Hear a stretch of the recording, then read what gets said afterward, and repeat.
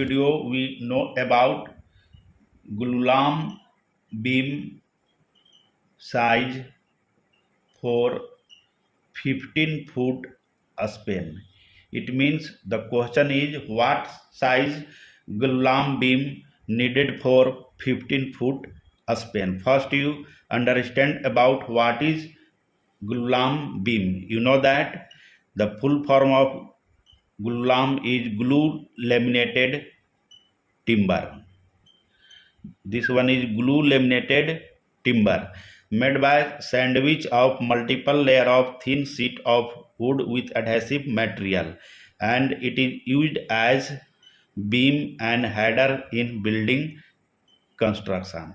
The correct size of Glulam beam depends on many factors like building code, a span length of the beam, a specific requirement, and load condition. These are the factors for sizing of Glulam beam. The sizing of Glulam means you have to find out the different dimension, length, width, and the depth section of the beam. Suppose here we make a rough diagram to understand about different dimension of this Glulam beam.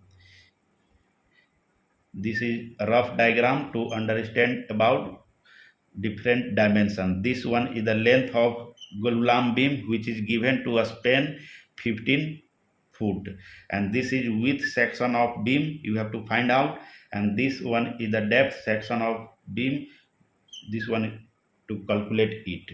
And how to decide the depth and width section of this Glulam beam required to a span 15 foot span. Here we describe as per thumb rule.